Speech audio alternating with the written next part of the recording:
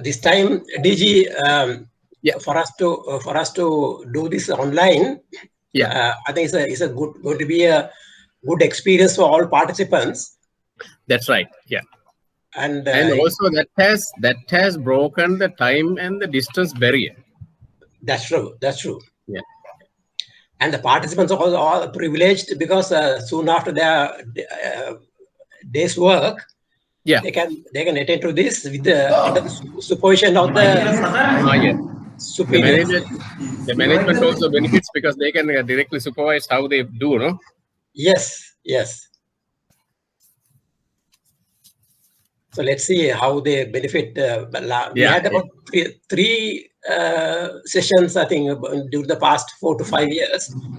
3 courses. Yeah. And also this one Mr. President of Money Brokers Association, Mr. Chandika Liyanagi. He has been the critical person in initiating all this, I think. Yes. Is he also joining today or no? He should be there, eh? Is Chandika in?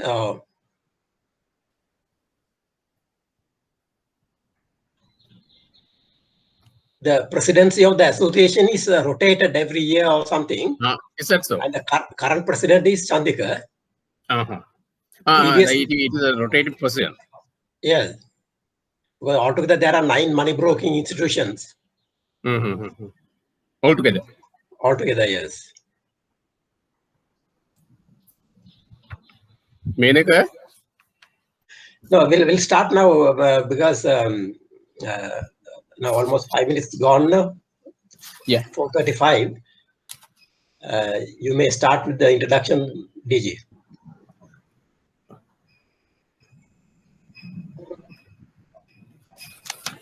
Okay.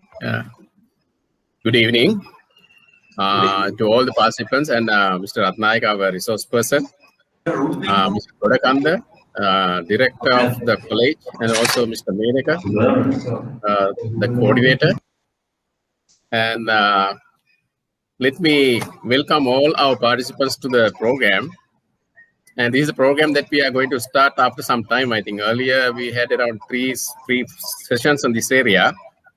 And before introducing the course and also our resource person, Mr. Ratnaika, we have to thank Mr. Chandika Liyanagi, the director and the chief executive officer of this president of the Money Brokers Association, for initiating this program. Actually, we are also trying to expand the programs that the areas that we offer to the participants, because now after the introduction of these online courses, now we have the opportunity to reach the participant even from remote areas of the country. It is a benefit actually, and also as I said earlier, also this availability of these online classes have broken the barrier, the time and also the distance barrier that our participants have been facing for a long period. Even though they wanted to join the classes like this, they could not do it because we were usually conducting classes physically at the IBSL tower. Now we are virtual and also we are omnipresent. So that way I'm very happy, and also our colleagues at the IBSL also will be happy, and also especially our resource persons also will be happy because now they can cater to the large crowd of the participants. We know this, I am very poor in this area of money brokering. I know it is a special type of financial service which provides the liquidity to the market, as well as while playing an intermediary role, it also addresses 2 basic issues that is related to financial transactions, that is asymmetric information, because they are the people who provide information to all parties of the market. Then that helps people to find the participants to find the price searching is facilitated there. And also since money brokers connect all the possible participants in the market, they also help to increase the productivity. the liquidity. And as I learned from Mr. Ratnayaka just before this discussion, and the money market is at the very extreme end of the yield curve. That is the shortest end of the yield curve. So if anything happens at the very beginning, that will flow into other areas of the financial system as well as the real sector. That way, money brokering is a very, very important specialized role.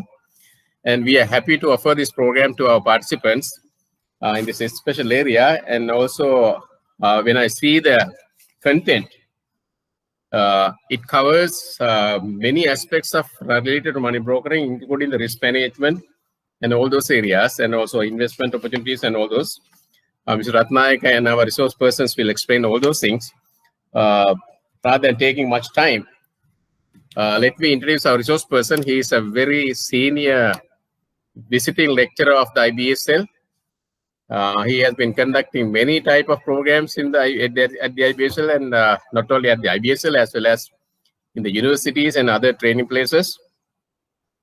To his credit, he has a career in the banking sector, and also I would like to say he is a multidiscipline consultant or trainer, I can say, because now he is delivering lectures in many areas: compliance, money brokering, treasury management, trade finance, microfinance, risk management. You can see the diversity in his knowledge portfolio. So then we know that the financial system is interconnected. When you discuss some topic in one sector, you have to touch the other sector as well. When we combine a lecture with that flavor only, a practical aspect of any subject can be understood. That way we can say we are very much confident that Mr. Ratnayaka will give you the maximum from this program for you to become a conversant money brokers and make your management happy by being a very productive professionals. And Mr. Ratnayaka has a lot of qualification in his credit. I think a copy of this one will be provided to participants to know about his caliber, knowledge, and also exposure and experience. Above all, no matter whatever the qualifications has, you may learn during the program how resourceful he is and how conversant he is in the subject, and also how capable he is in inculcating the knowledge and the experience he has gained throughout his long-term career. So then it is the responsibility of our resource persons to get the maximum possible from him, because this is something that I usually tell all our participants. Usually participants become very, very active and also very enthusiastic at the very beginning. But when it comes to assignments and all other things, they become a little bit slow, like. Don't let it happen, because this course is helping you to build your human capital. And we are the facilitators, and people like Mr. Ratnayaka are the guides. They provide the guidance and also the knowledge and experience. It is up to you to get the maximum, because this is kind of an investment. If the project ends with no results, it will be just waste of time and the money. And also your employer also will be observing how you perform. If they are financing, then you are responsible for that as well. Therefore, unlike children, we are professionals. Therefore, we have to get the maximum benefit from the investment that we make. So with that, let me invite our Mr. Ratnayaka. I am also learning from him because I'm a layman in those areas. So the same way that you can learn from him and also ask questions and make queries and disturb him. That is the main thing. I think they like it. Once you disturb them asking questions and making queries and also finding new information and sharing that with the lecturer, and also the participants will make this class a very successful, very active one. By wishing you all good luck. Again, let me invite our Mr. Ratnayaka to start the program. Thank you, sir.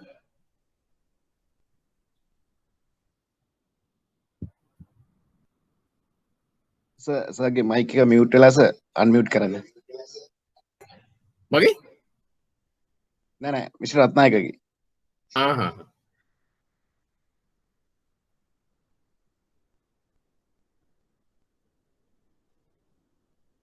Thank you very much, Director General of Institute of Bankers, for the kind introduction. And I see the President of Money Broker Association, Mr. Chandika Lenage, is also online.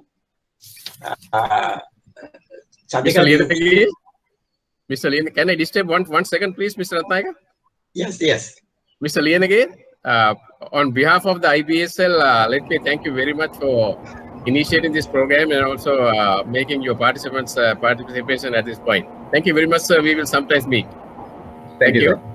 Okay. Thank you. Chandika, do you need to speak 2-3 words? Yeah, go ahead, sir. Right. So, okay. Thank you, Chandika. And good evening to all the participants. I know that you are after a hard day's work, but this is an opportunity given to us by the technology for us to be at the comfort of our own offices and then have a lengthy discussion under the guidance of our superiors as well. So I welcome on board each and every participant. Ayubowan, Wanakkam, Assalamu alaikum. So I am sure that you would have got your tutorials. You have downloaded our tutorials and the paper articles, code of conduct, and glossary of terms. I would suggest that please download them, print, or save them in a soft form in your computers and make a file, so that as we go on, you can collect the information, material, and then when it comes to the exam or writing of the assignment, everything will be handy. And finally, after the course, you can utilize the material for your profession. And then also those who wish to pursue higher studies, it will be a good library of information for you all to utilize or have access to.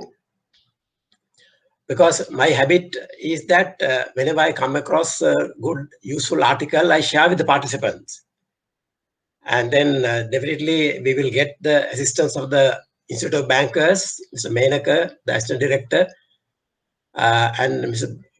Buddhika Gotakanda, the Director, to share the article that we exchange between ourselves. And this cannot be a one-way session right throughout. I would suggest that you raise your hand.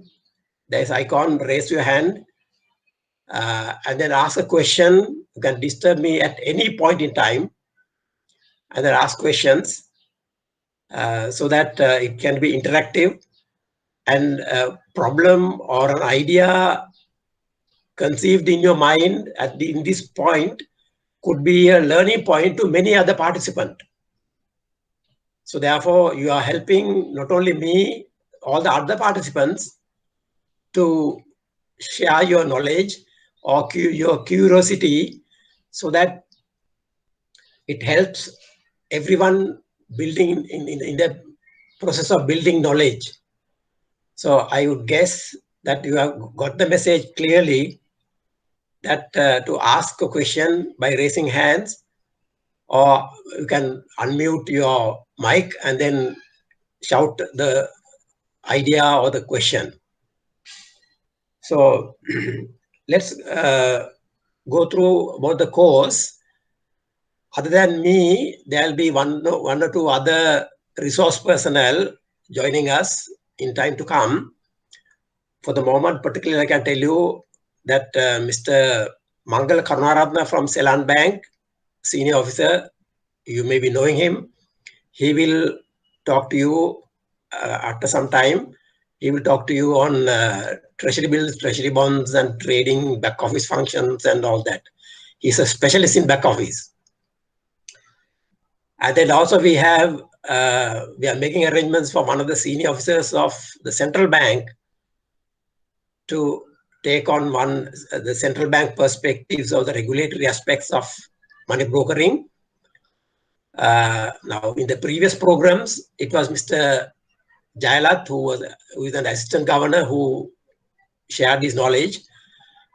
But I don't know whether this time he will be available.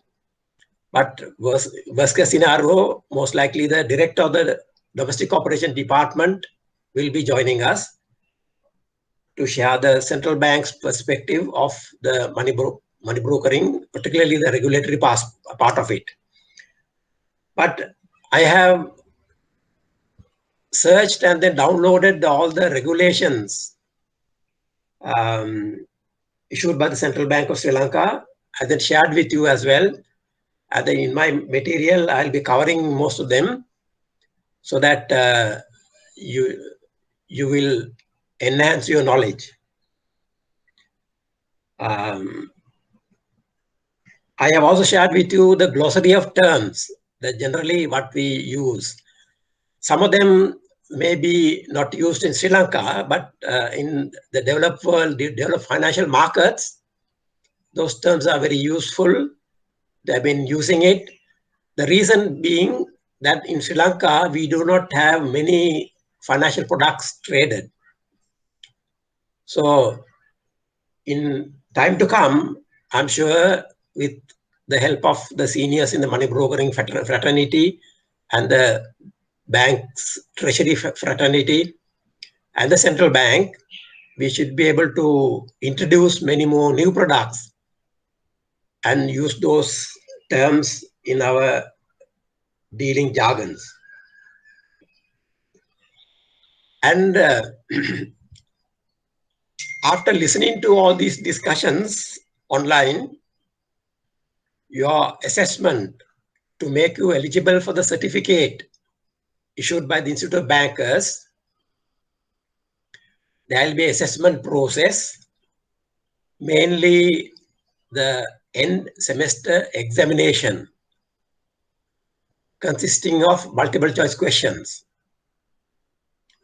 It is multiple choice. One would think that it is easy for anyone to score, but it is not so. If you speak to your seniors, your predecessors, they will tell you how conveniently they answered those questions in the previous courses. I can see Chandika laughing. Can I stop at this point? So are you on the program now? Yeah, I'm just starting. Yes, wait. So, can you give me a few minutes? Yes, sure. Good evening, everyone. Mr. Ratnayaka and the IBSL officials and participants. Actually, this program, we've been planning to have this program, I think, a few years. And finally, we materialized the program today to start. And some of the people still have not logged in. Mr. Ratnayaka, I see only 10 people on the screen. I think there should be 5 more people. Okay. I will go off the line after this conversation, and I will call them and see what has gone wrong with them, and see, because if you start the program, they will be missing out the introduction of the program. So do you think you can give me about few minutes before you start the program? So otherwise, sure. Will be left out. Sure. Once you finish your speech, I will be describing a few more things. So I might take about 5 to 10 minutes. All right, that's fine. So during that period, I will call them and find out what has gone wrong and why they have not logged in yet. Right, right. Okay, so guys, I think this is the opportunity that we have got as a money brokers after few years. Mr. Ratnayake had been conducting this program, I think almost 5 times. We have had the certification course for 5 times with Central Bank and the IPSL support. I won't take much time, and Mr. Ratnayake basically giving the introduction and the background of the program. So I wish all you guys good luck and do well. Thank you very much, Mr. Ratnayake. Thank you, Chandika, for your encouraging words. And then please let the others know that we have just online, and then for them to just click on. Yeah. Okay, right. Sir. Thanks. See you. Thank you. The next thing I want to indicate is that other than the examination, other than the multiple choice question paper to be answered every semester, the semester 1, semester 2, semester, altogether 4 semesters, final semester examination will be the most important and critical evaluation. And added to that, there'll be assignments for you to research and then write a few assignments. For the moment, I am planning one at the beginning, which will be shared with you today. And then there'll be one at least at the end of the 4th semester or the beginning of the 4th semester we'll give you, but for you to write and then submit by the end of semester 4.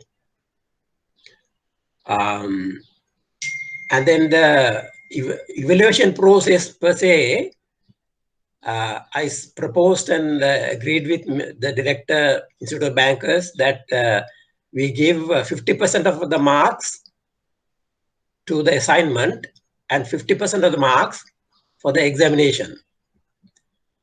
So in the previous courses, what we did was we gave only 30% of the marks to the assignment and 70% to the examination. But over a period we have learned that research and writing an assignment make you more complete, make you more knowledgeable. So therefore, I proposed and agreed with the Institute of Bankers that we make 50-50, right? So therefore, I wonder whether the assignment is uploaded to the system. Is Menaka listening? Menaka? Yes, sir. Yes, sir. Assignment ek upload kara do Menaka? Oh, sir. Right. Okay. So you can download the assignment and start writing today itself.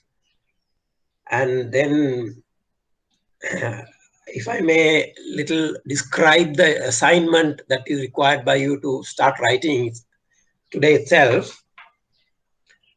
It is assignment 1. And the topic I have proposed is regulatory environment of authorized money brokers or AMBs, authorized money brokers, and the need for compliance. I repeat, regulatory environment of authorized money brokers and the need for compliance. The simple meaning is that the money brokers, sorry, excuse me.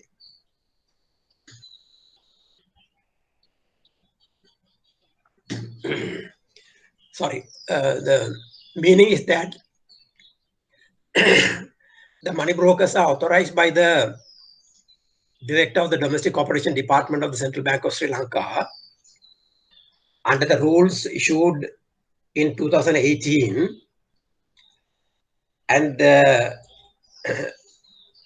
is a code of conduct issued by the DOD or Domestic Operation Department in 2018 again, to make the money brokers a professional organization to support the economy and support your clients who are the banks, licensed commercial bank, licensed specialized banks, and the primary dealers. Because money broking function is also happens to be the instigating or initial point in the markets for interest rates and exchange rates.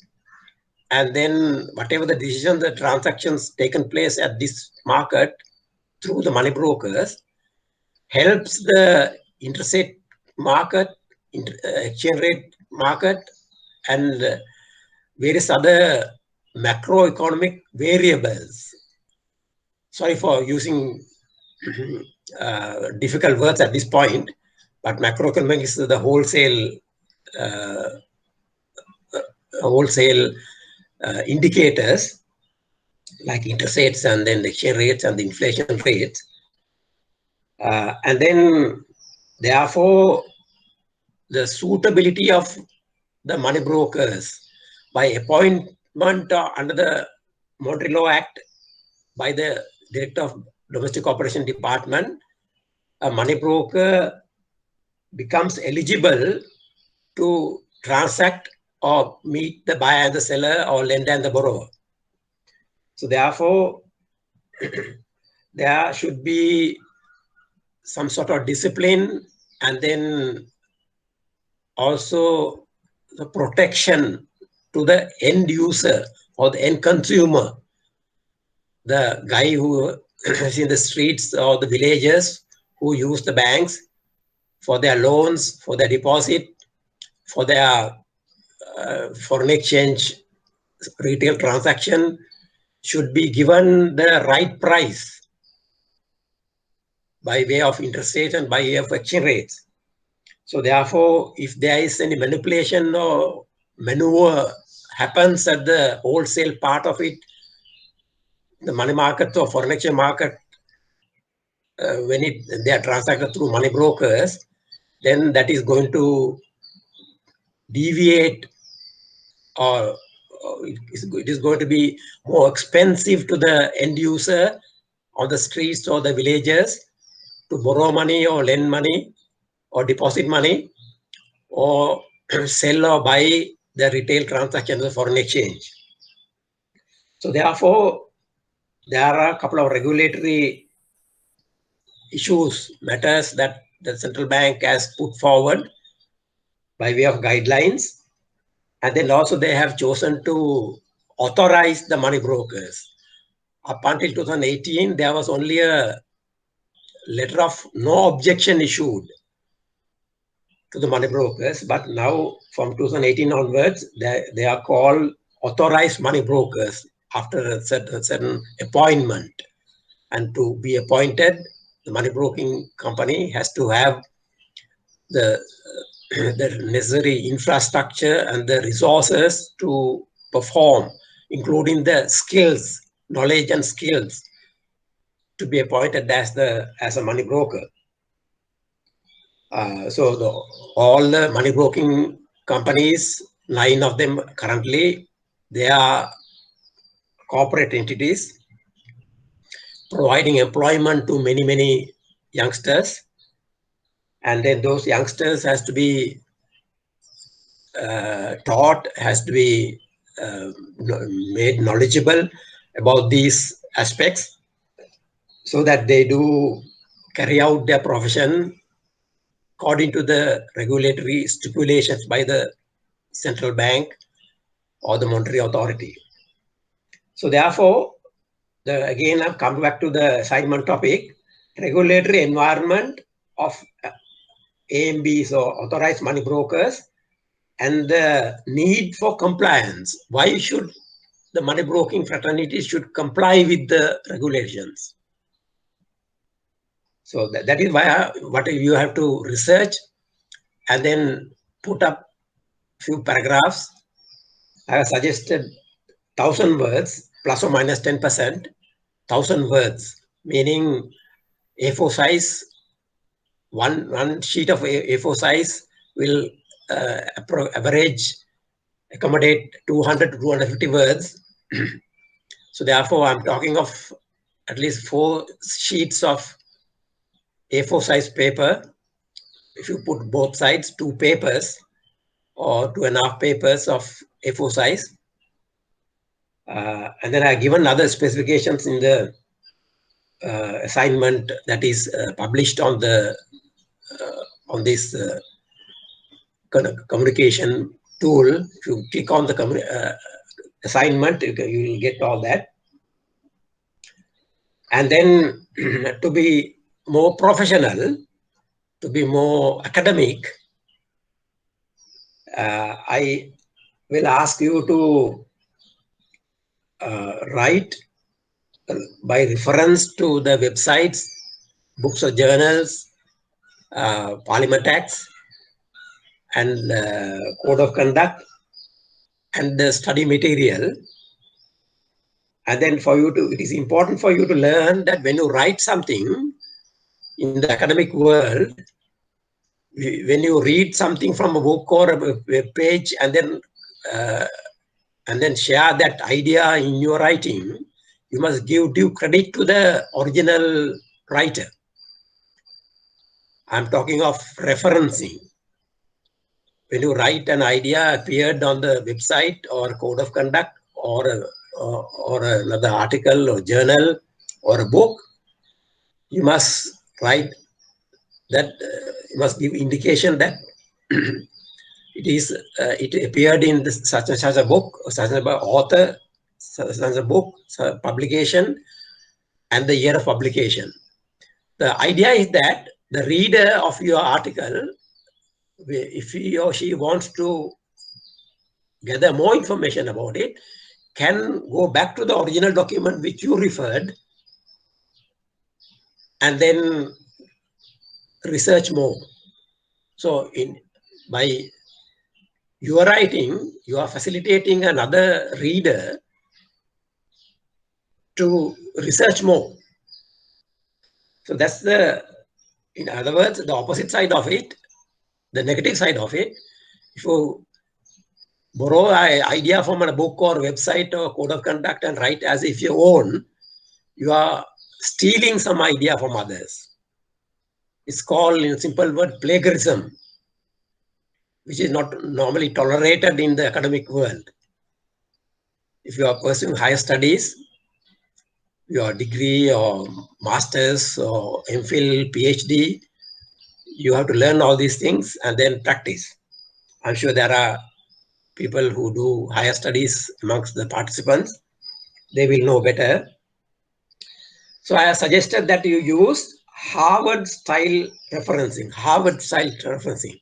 This Harvard style is introduced by the Harvard University, basically giving recognition to the author first, and then the book or journal, name of the book or the journal, and then the year of publication. Anyway, I given you in the assignment document that is posted on the assignment column, so you can read through more. And I have suggested, after writing 1,000 plus and minus 10% words, you submit the assignment by 20th of April. It's a Tuesday. So 20th of April, we have almost 1 month. Almost 1 month you have. So you can do your referencing, you can do your research, and start writing. To assist you further in my on my part, I have given the suggestion. I have suggested paragraphs as well. I have suggested paragraph. Once you do your research and jot down your points on the assignment on the particular topic, basically you have to start with the executive summary, which can be done last, but it should appear in your assignment at the beginning. Then you have to do the introduction. Then you have to do the regulations. You have to indicate what are the regulations. You can even go and indicate. You can find out, indicate in a point form or number form, or if you choose to explain a little bit of each regulation, that's also welcome. Then likewise, I have given you an indication of paragraphs, subheadings of the paragraphs as well to help you out with this assignment. So I'm thinking that that 1 month's time is more than adequate. Anybody wants to express any idea or ask any question of the assignment? Have you already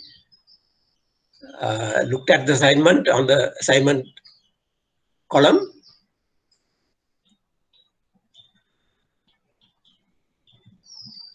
Come on, you must speak up now.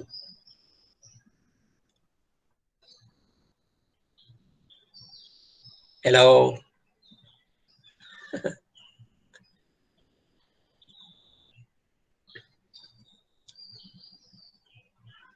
Can anyone start speaking, please? Yes, go ahead.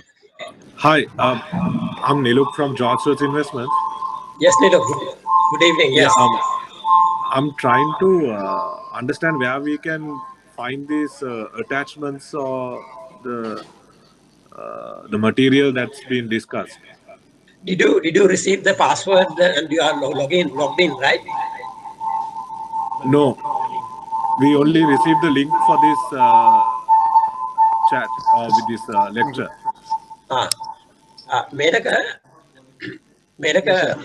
Yes. assignment upload කළා තියෙන්නේ නේ මේනක.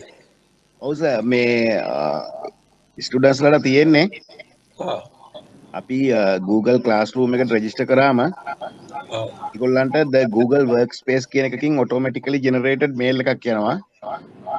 ඒක ඒගොල්ලන්ගේ personal mail එකේ තමයි තියෙන්නේ. අනිත් mic mute කරා නම් හරි. Right. එතකොට මේ වෙන්න ඕනේ අතන දැන් අපි ඒ Google Workspace එකකින් එවපු email එකේ අපි එවලා තියෙනවා user name එක.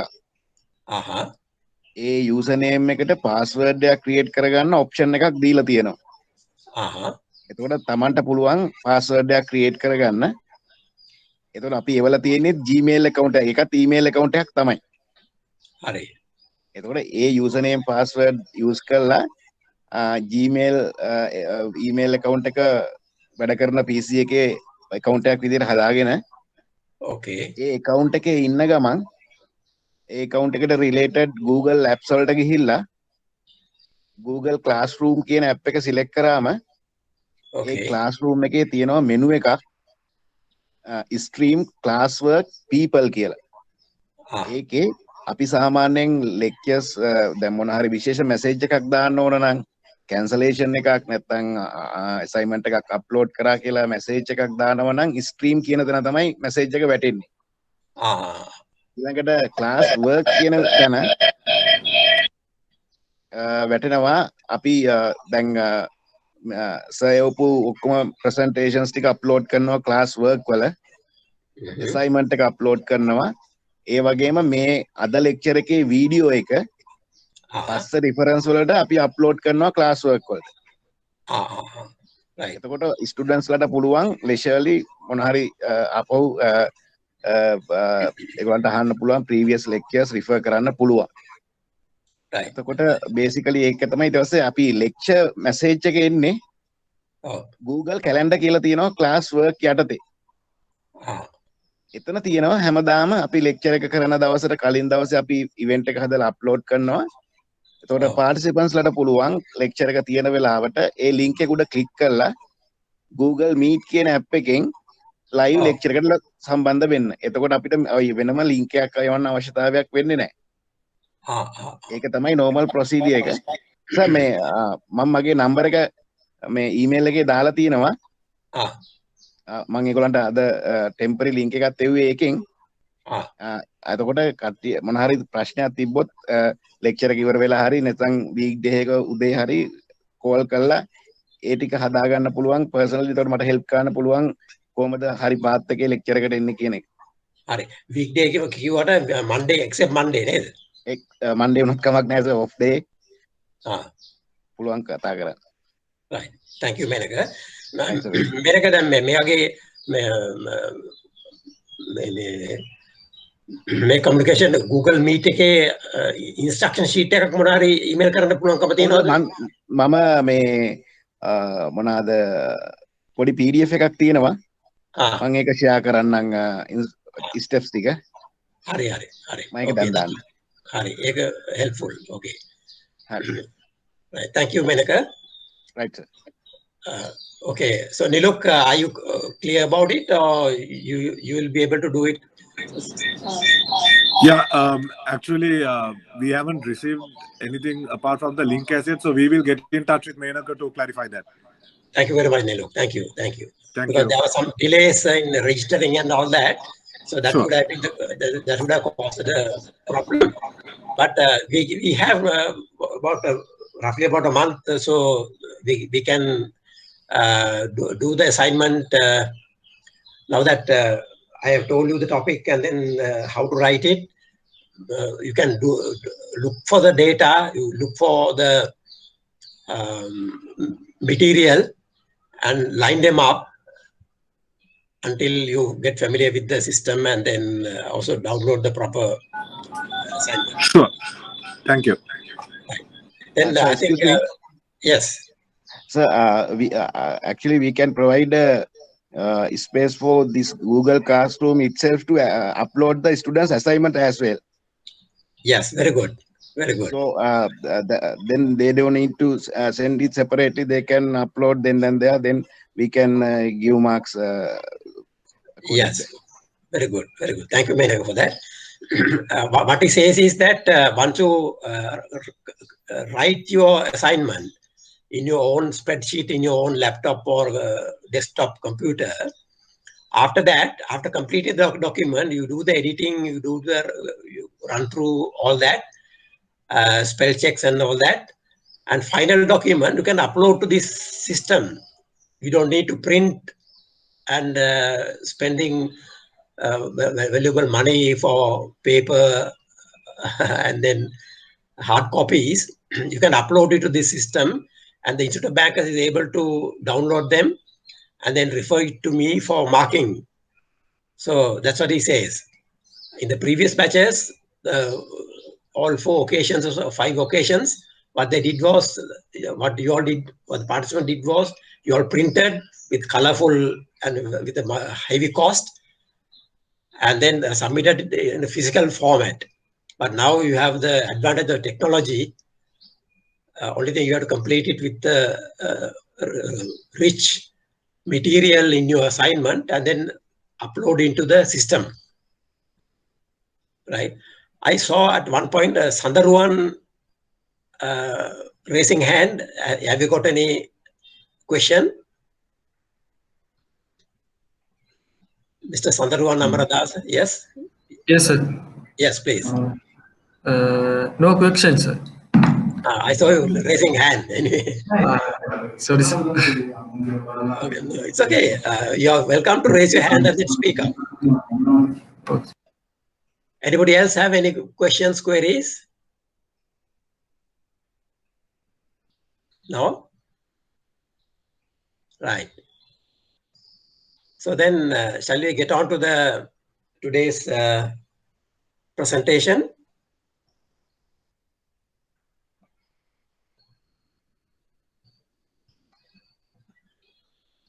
Can everyone see the slide?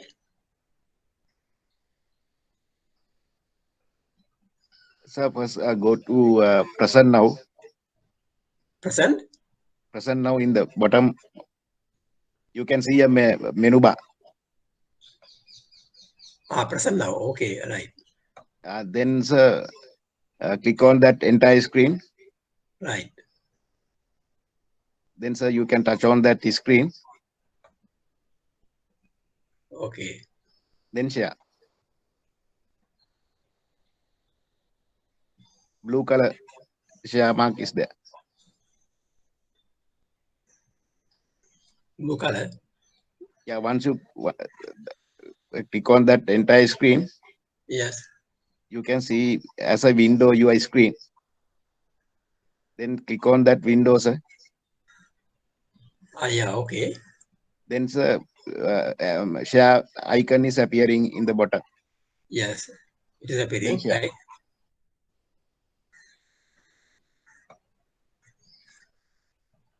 Yes, sir. Now we can see. Very good. Okay. Can all the participants look, see the slide? Yes. Very good. Very good. Yes, sir. Thank you very much. Thank you very much. So there is a certificate course in money brokering as the tutorial number 1. And as per the terminology given by the central bank, domestic operations, authorized money brokers, in shortened form AMBs, authorized money brokers. And in the 2018 rule number 1, these are the summary of it. AMBs are authorized and regulated by the Director Domestic Operations Department of Central Bank under the money laundering regulations. So under money broking, I'm sorry, under money broker regulations number 1 of 2018 and money broker regulations number 1 of 2019.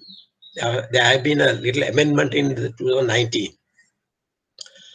And authorized money brokers act as intermediaries in money, foreign exchange and government securities market at present. That's the current functionality that you all conduct. But I personally think that money brokers can engage in a lot of other business avenues, depending on the understanding, skill, and the persuasive power you all have with the central bank and your clients, the commercial banks, specialized banks, and the primary dealers. We shall discuss all those as we go along. Then authorized money brokers facilitate transaction between participating institutions by providing bids and offers and quotes. Then the participating institutions are all those your clients. They are licensed commercial bank, licensed specialized banks, and primary dealers. Then authorized money brokers' income is the broker rate charged from 2 parties involved in the transaction. Central Bank of Sri Lanka issued the code of conduct to ensure that operations of authorized money brokers are carried out with high standards of integrity and professionalism in line with the international best practices. More to say that in line with the economic aims or goals, whatever the government and the central bank and the monetary authority want to achieve, or the general public desire an economy to be. So authorized money brokers have to have that understanding how to equip themselves knowledge-wise, resource-wise, and infrastructure-wise, how to create that environment. Then these measures are expected to further develop the money broking industry through enhanced mutual trust and confidence between authorized money brokers and their clients. Then market conduct and practices for authorized money brokers. Up until 2018, we had the ACI model code. I think I'm sure most of you are familiar with ACI. ACI stands for Associate Combustor International. This is the parent body of the Sri Lanka Forex Association. They have a model code published, and our Sri Lanka Forex Association as well has adopted that. And I'm sure all money broking companies do have a copy of it. Please refer to that for international conduct and practices. Then also we had Global FX Code.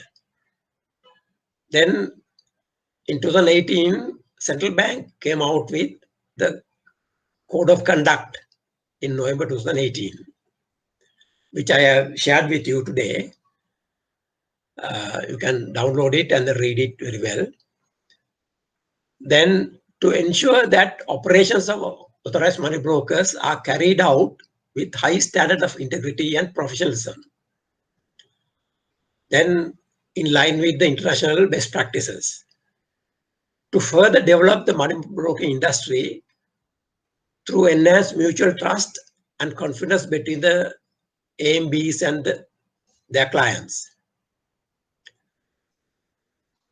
Violations and breaches of the code of conduct shall be subject to regulatory sanction specified in regulation 21 of the 2018 regulation, money broking regulation.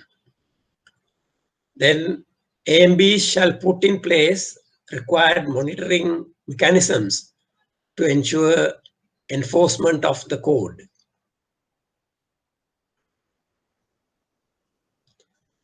Apart from that, this is my understanding. I think some of the participants may know me personally, but for those who do not know me personally, let me explain a little bit about my career as a treasurer in banks, so that you can have an idea. Before I want to explain that to you before coming to these Parliament Acts and regulations. I started my banking career in 1974, long before most of you were born. Then in 1984, I joined the Bank of Ceylon Treasury after an aptitude test and then a couple of interviews. I was chosen to the Treasury Department of Bank of Ceylon. I served Bank of Ceylon as a junior dealer, senior dealer, and then finally in 1991, I was appointed as the chief dealer, Bank of Ceylon. Then in 1994, I was sent to the Bank of Ceylon London branch as the chief dealer, head of treasury, came back, and then again headed the treasury of Bank of Ceylon, head office. Then in 1999, I decided to join Hatton National Bank as the head of treasury and chief dealer. And soon after my joining Hatton National Bank, I was appointed as the CEO of HNB Securities Limited. Those are one of the primary dealers from the inception. Then now they are known as Equity Securities. So then in 2004, I switched to risk management and then compliance and international operations. Then in 2010, I retired from HNB and then I joined Cargill's Bank as head of risk and compliance. Then I had the opportunity I was entrusted the opportunity to create the treasury at the Cargill's Bank with the help of a few others. So with all that, up until today, I have about 47 years experience in banking and about 35 years in treasury management, including 3.5 years in London market. So therefore, I think I am equipped to share my knowledge with you all to the maximum. So therefore, that's the reason why I wanted to share these regulatory aspects and then also coming on to the practical aspects as we go along. So apart from the ACI Model Code, Global FX Code, and Central Bank Code of Conduct, there are few other relevant Parliament Acts that are relevant to the money market, forex market, and to the money brokers who are part of it. I would say who are in the center of it. You deal with the buyer, the seller, and the lender and the borrower. So as and when you are able to, and then when you have time, click on these Parliament Acts and then read through them and gather knowledge, please. Mainly the Monetary Law Act 1953, which created the entire economy, plus the central bank. And the Monetary Law Act only empowers the Director Bank Supervision, Director Non-Bank Supervision, and the Superintendent of Public Debt, and Director Domestic Operations, and the Director Foreign Exchange Department to supervise and direct or issue directions to banks, non-banks, finance companies, primary dealers, and money brokers. And they also issue directions to some of the funds like Treasury Unit Trust and other funds that are managed in Sri Lanka. So we shall go through many functions of these authorities as we go along. But however, then number 2 comes the Companies Act. Companies Act is the act of Parliament which empowers, which enables your companies to register as a company and then do your whatever the function that you do. Then the Banking Act number 30 of 1988 and the amendments. There have been several amendments, including latest being 2011. Then Finance Business Act empowers the non-bank finance companies registering, and then I'm sure money brokers have the capacity, and then if you are not doing it right now, you might do it in the future in providing money broking services to the non-bank finance companies. There are 48 of them currently, but the government have the idea of reducing them to make them bigger by making them absorb each other or merge with the banks. So therefore, there is potential business avenues for money brokers. Then Finance Leasing Act, Consumer Credit Act is very important because the end user is the most important client to the central bank as well as all the banks and non-bank finance companies.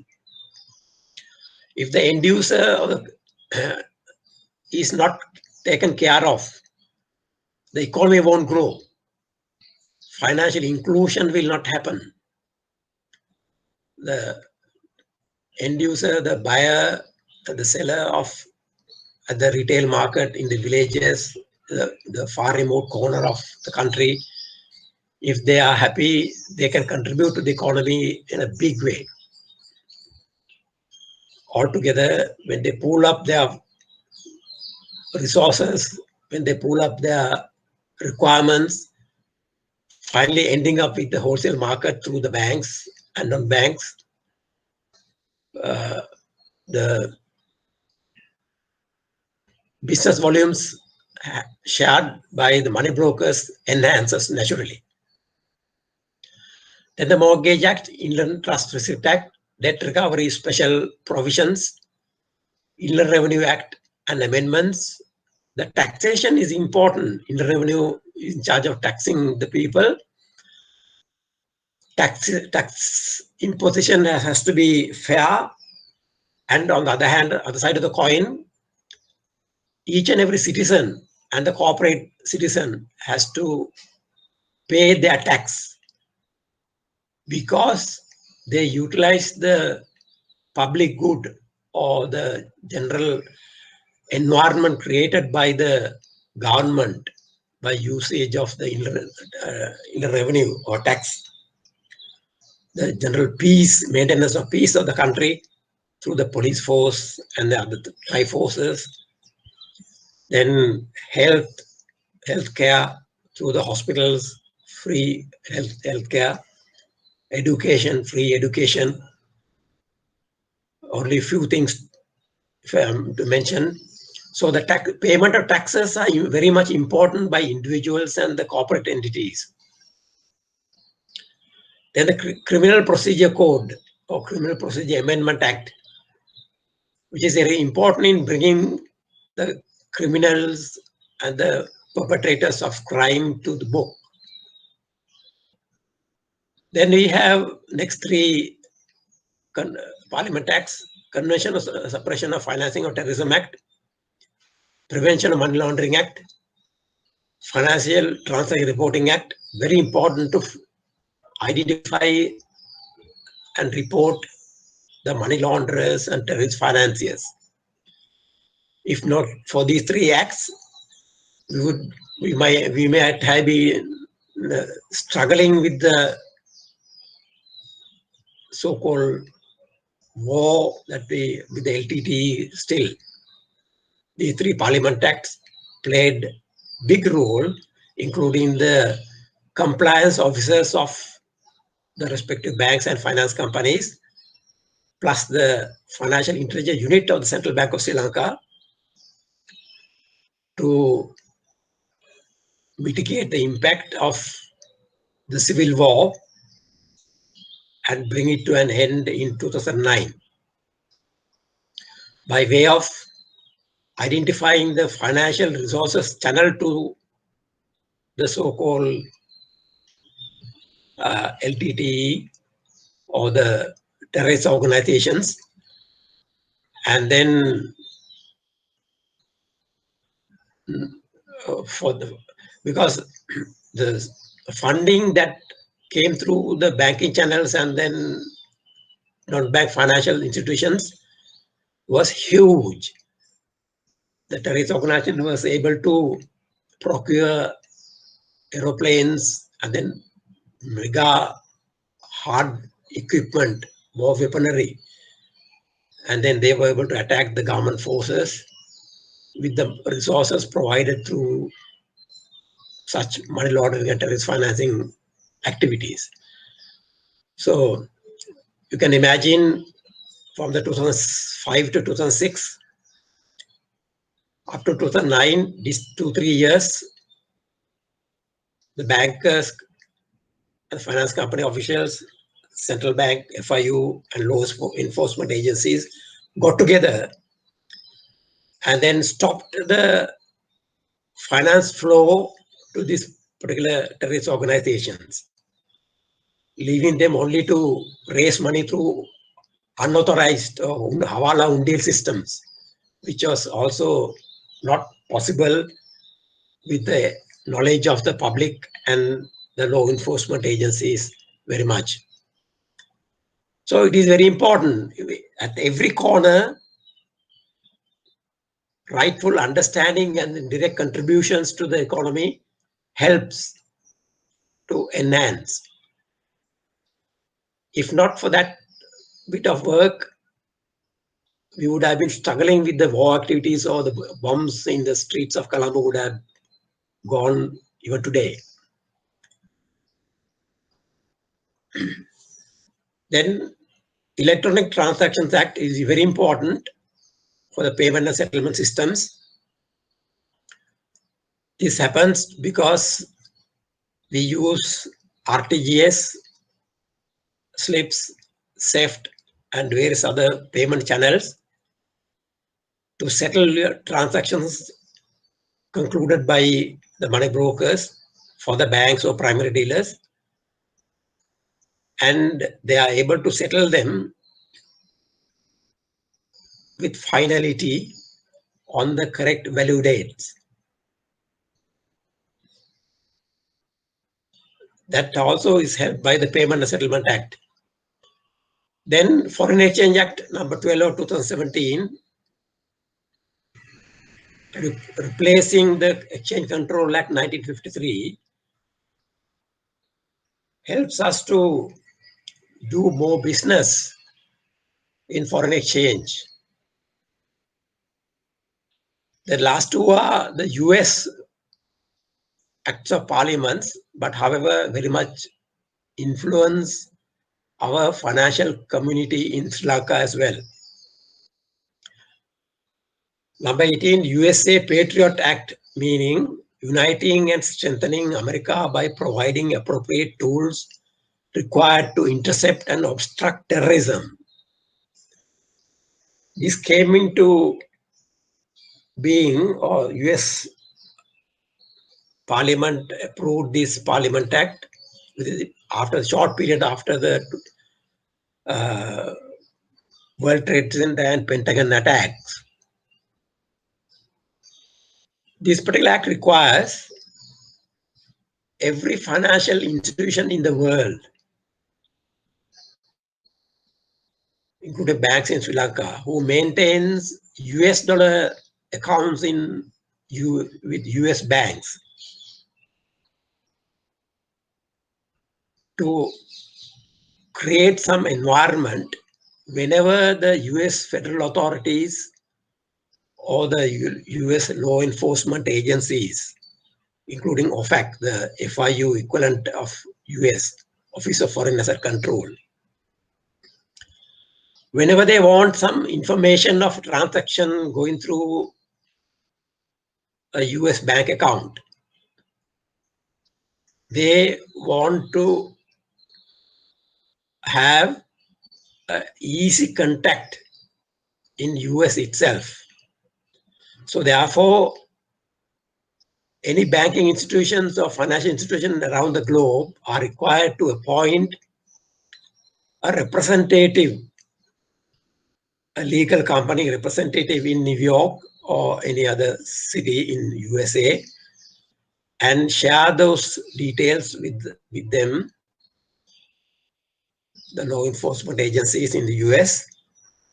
If and when they have a query of a transaction going through a US bank account, for them to refer that to that representative organization about the transaction. Example, if the Bank of Ceylon maintains a Nostro account with the JP Morgan Chase Bank, New York, and sells dollars to Commercial Bank through a broker, and Commercial Bank maintains an account with Barclays Bank, New York. So the Bank of Ceylon is supposed to send the sold dollars from JP Morgan Chase account to Barclays Bank to the credit of Commercial Bank of Ceylon account. If and when law enforcement agencies or the federal police in US has to query anything on that particular transaction, they will contact the Bank of Ceylon legal representative in New York and the Commercial Bank legal representative in New York for further details. They will not bother to contact the Bank of Ceylon head office or Commercial Bank head office in Colombo. So this is a requirement by US Patriot Act. But of course, creating such environment comes with a cost to the Bank of Ceylon and Commercial Bank both, because selecting a company legal firm in New York, signing a contract with the chief executive officer or the head of that organization is called US Patriot Act certification. And that certification must be provided to the US authorities that we have appointed this company as our agent. So these are the practical aspects. And then for each referral, when the US authorities want information, there will be a charge.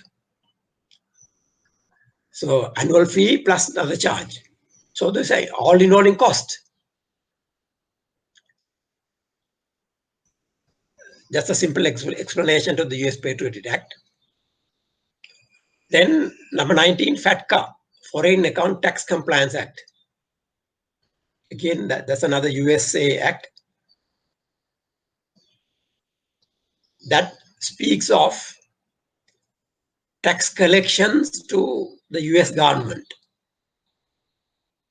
Because US government levied heavy taxes on the US citizens who are doing business in USA or who are earning money in USA, a lot of US citizens went out to other countries in the world and started doing business,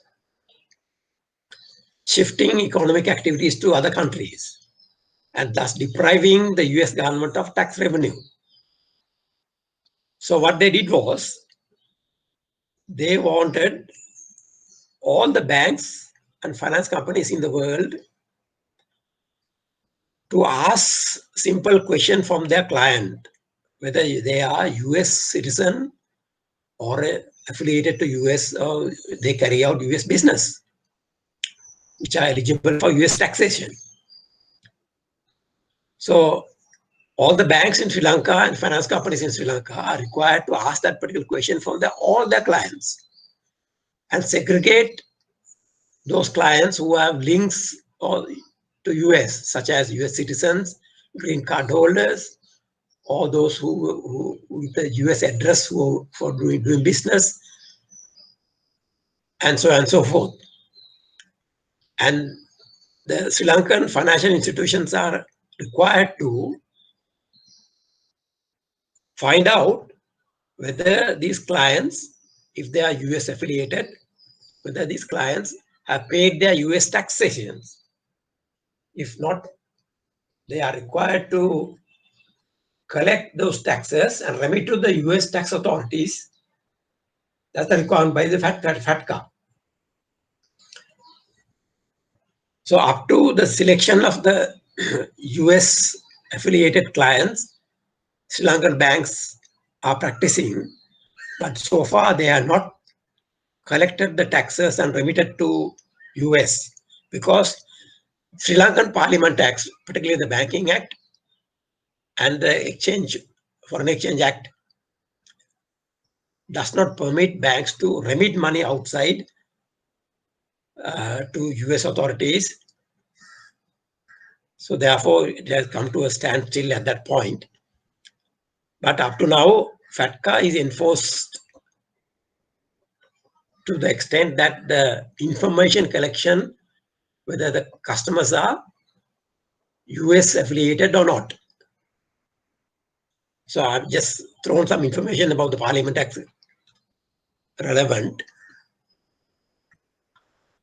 So we'll come back to the core principles of the Code of Conduct of November 2018. It is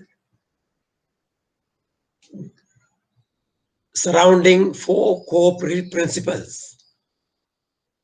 First one is ethics and standards of conduct, general dealing principles, risk management principles, and level of standards.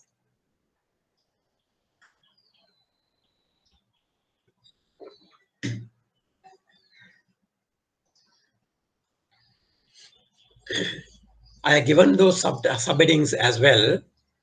And then since I have shared with you the Code of Conduct itself, you can read through more. And I'm sure it is going to be a key component of your assignment writing, which is going to start today. So therefore, please read it through. And then if you have access to ACI Code of Conduct in your offices, or you can download it from your websites, ACI websites, and then read them as well, and then start the spreadsheet today itself and start writing the assignment. So ethics and standards of conduct speaks of market conduct and professionalism and confidentiality to be maintained. As you all know, when you quote a price to a banker, you should not disclose who's on the other side. And you should not maneuver too much because the final result can be detrimental to the price paid by the banker, the buyer or the seller, and it can impact the import, export, or loan or deposit. And then finally, the end consumer can suffer. So therefore, confidentiality must be maintained. Then again, coming back to the economic principle of price discovery, with all the bids and offers competing with each other, price of each currency, price of the interest rate of each amount of funds is material, bid and offer is material to contribute to the finding the equilibrium price, exchange rate wise and interest rate wise. So therefore, the demand and supply dominated equilibrium price has to be decided, and money brokers has to handle that that function very professionally. Then dealing for personal accounts not permitted at the moment, and then not even supply inside information to others who would buy or sell or borrow or lend. The information should be kept confidential. Then entertainment, gifts and favors. I need not speak much. I think you all practically know what it is. Then bets and gaming, bets and gambling should be avoided at all costs and should not be encouraged. Then general dealing principles, recording of deal conversations, which involves heavy costs in voice recording and online reporting. After hours and off-premises dealing is not permitted. So much so that even transactions concluded through mobile phones are not permitted. Then procedures for cancellation of deals. If there is a dispute, if there is any misunderstanding, keeping records of all money broking activities, existence of business continuity planning. That is very important. If there is a power failure, if there is a natural peril, natural hazard, where you all cannot reach the office, floods, fire, bombs. We have had experience of bombs and fires as well in some buildings. The institution has to have an option to continue business in an offsite location or in the same location using different computers, different equipment, different communication systems. All those should be planned and then should be in place. Then risk management principle, segregation of duties, in particularly banking, treasuries, front office, middle office, back office, and in brokering firms as well, front office and back office functions. Then internal audit function and also external audit function has to be planned and then very well implemented. Level of standards, professionalism and knowledge levels must be enhanced. The skill level should be upgraded, and then all employees should be required to acquire the qualifications required to pursue. If possible, higher education is desirable.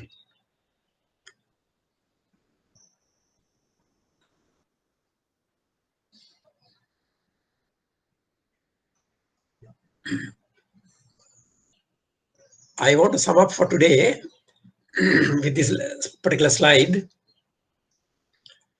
Particularly, a money broker should give a comprehensive brief to their clients. It is called run through in the money broking jargon in world over. It is a comprehensive list of the prices quoted in a given market at a given time. Each morning and after lunch, banks and correspondents will ask for a run through of all the market rates, because each morning when they come to work from their homes or after lunch when they return to their desk, the treasury dealers of banks, funds, primary dealers will want to brief themselves with what happened in the market in their absence. We'll ask for a run through of all the market rates shown on the board or happened in the market. A broker will usually give his client some background on market activity as well. It is absolutely forbidden by the code of conduct to pass names of banks to other banks, but the type of name or may be indicated, example, nationality or relative size of the institution bidding at a particular price. So this gives rise to a big talk where I wonder whether present day money brokers produce research material. If you are producing research material, it may be shared with your clients electronically, possibly emails or WhatsApp, Viber messages. But it is a handy thing. I do still get those messages from those banks with whom I was dealing when I was working for the treasuries of banks. I can share some of them if possible, if required in the coming days. But it is very important and it shows your professionalism. Each money broker can showcase your professionalism by sharing your knowledge of the market as a broker and attract more business, because a client or a bank or a fund or a primary dealer satisfied with your service will look forward to you to do business next day as well. So improving the business volumes is one of the criteria that your management will also look forward to. So therefore, now when you are talking of a money broker, you think of only brokering. But I have a different argument here. The next few slides I will share with you on tomorrow at 4:30. The money broker represents the bank or primary dealer who seek the services of a money broker. In other words, to some extent, you all act as agents for the buyer of the dollars or seller of the dollars, or borrower of the money or lender of the money. You act as agents. So we'll talk more on that tomorrow at 4:30. But for today, I wish to conclude because we have reached the time slot 6 p.m. You all also may be winding up to go home and then relax it a bit. But I would suggest that please brief through the study material that you go through today and read through more. And then also start writing the assignment today itself. So with that, can I ask the participants whether they have any questions with whatever we discussed today?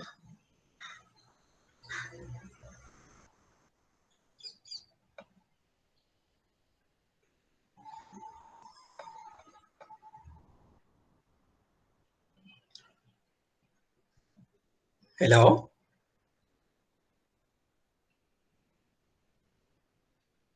Nilok, Sandarwan, any questions? Asela? No questions from me, sir. Very good. You understood everything. Very good. Most certainly. Thank you. How about Asela? I think I know Asela very well. Mr. Asela Vijayasuriya?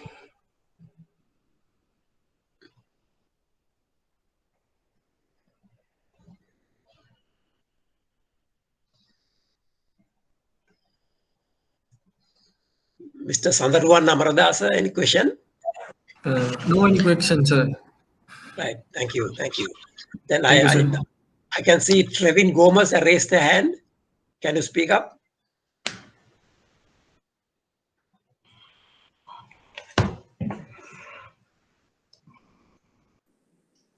Hello. Yeah. So I'm Trevor from Vishwin, sir. Yes.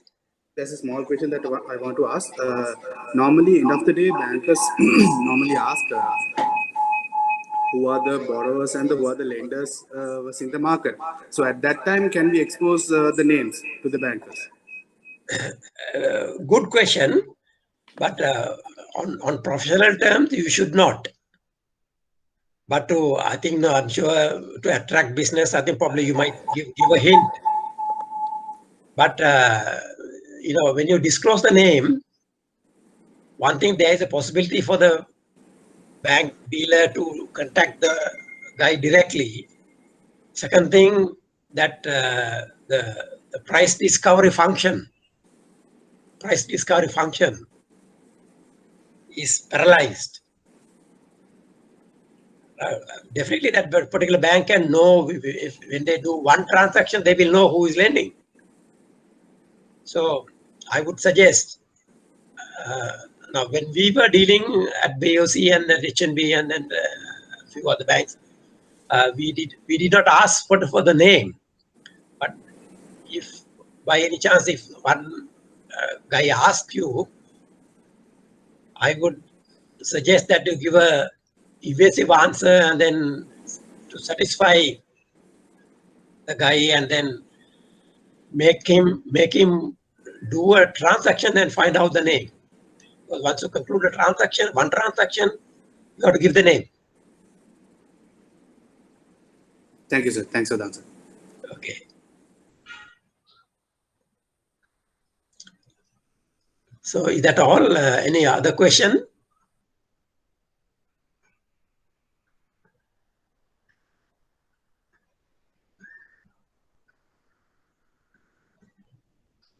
Are all 15 participants on today?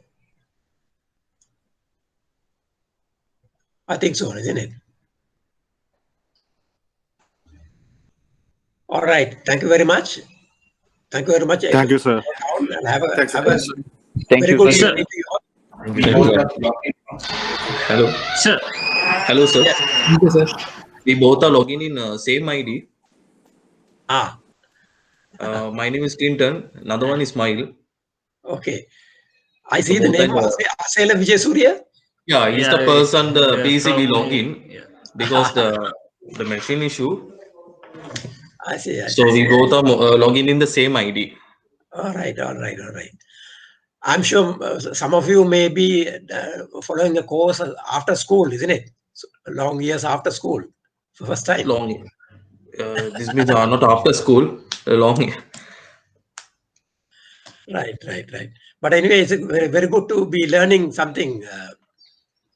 I would urge everyone to pursue higher studies.